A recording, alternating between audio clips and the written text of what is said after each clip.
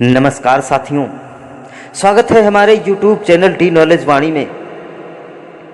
साथियों, हाजिर हूं आज फिर एक भक्तिमय पौराणिक कहानी के साथ। इस कहानी में हम जानेंगे कि भक्त प्रहलाद ने कब और कैसे सीखी भगवान विष्णु की भक्ति और क्यों था हिरण्यकश्यपु भगवान विष्णु का दुश्मन। साथियों, कहानी बहुत ही ज्ञानवर्धक है, तो बने रहें कहानी के अंत तक। लेकिन इससे पहले मेरे चैनल को अपना थोड़ा सा प्यार देते हुए सब्सक्राइब जरूर कर लीजिए और बेल आइकन की बटन को ऑल सेलेक्ट करना मत भूलिए, ताकि ऐसी ही प्रेरणादायक वीडियो आप लोगों को आसानी से मिलती रहें। धन्यवाद। साथियों, हिंदू धर्म ग्रंथ विष्णु पुराण में भक्त प्रहलाद का उल्लेख मिलता है। प्रहलाद भगवान विष्णु के अनन्य भक्तों में से एक थे। तो आइए विस्तार से जानते हैं भक्त प्रहलाद की कहानी। साथियों, सनकादिक ऋषियों के श्राप के कारण भगवान विष्णु के दो गण जय और विजय को दैत्य योनि में जन्म लेना पड़ा था, जो महर्षि कश्यप की पत्नी दक्ष पुत्री दिति के गर्भ से जन्म लेते हैं। इनमें से बड़े का नाम हिरण्यकश्यपु और छोटे का नाम हिरण्याक्ष था, जो बड़े ही महान पराक्रमी थे और दोनों भाइयों में बहुत स्नेह भाव था। एक बार दोनों भाइयों ने युद्ध करके देवताओं को पराजित कर स्वर्ग पर अपना अधिकार कर लिया था। और एक समय ग्रंथों के अनुसार जब हिरण्यकश्यपु के छोटे भाई हिरण्याक्ष ने पृथ्वी को क्षीर सागर में ले जाकर छिपा दिया था, तब भगवान विष्णु ने वराह अवतार लेकर पृथ्वी की रक्षा के लिए हिरण्याक्ष का वध कर दिया था। और अपने प्रिय भाई के वध से दुखी होकर हिरण्यकश्यपु ने दैत्यों को प्रजा पर अत्याचार करने की आज्ञा दे दी थी और स्वयं महेंद्रचल पर्वत पर चला गया था और भगवान विष्णु द्वारा अपने भाई की हत्या का बदला लेने के लिए ब्रह्मा जी की घोर तपस्या करने लगा था। इधर दैत्यों के राज्य को राजा विहीन देखकर देवताओं ने उन पर आक्रमण कर दिया। इस युद्ध में पराजित होकर दैत्यगण पाताल लोक को भाग जाते हैं और देवराज इंद्र ने हिरण्यकश्यपु के महल में प्रवेश करके उसकी पत्नी कयाधु को बंदी बना लिया था। उस समय कयाधु गर्भवती थी, इसलिए इंद्र उसे लेकर अमरावती की ओर जाने लगे।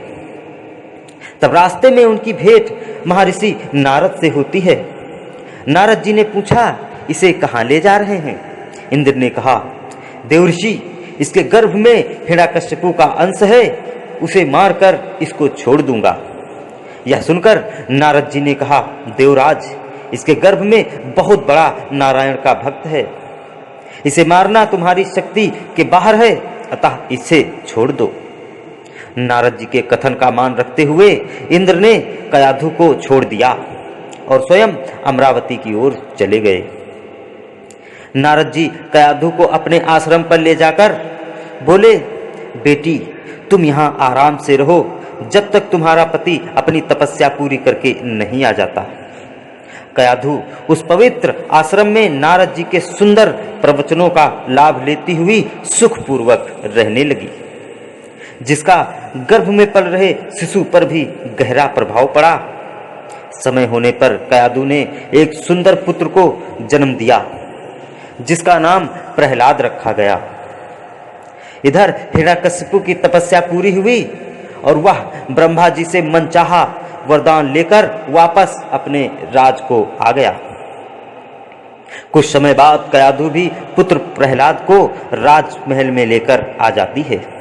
समय के साथ कयाधु ने अनुल्लाद, सनहल्लाद और हल्लद नामक पुत्रों को जन्म दिया।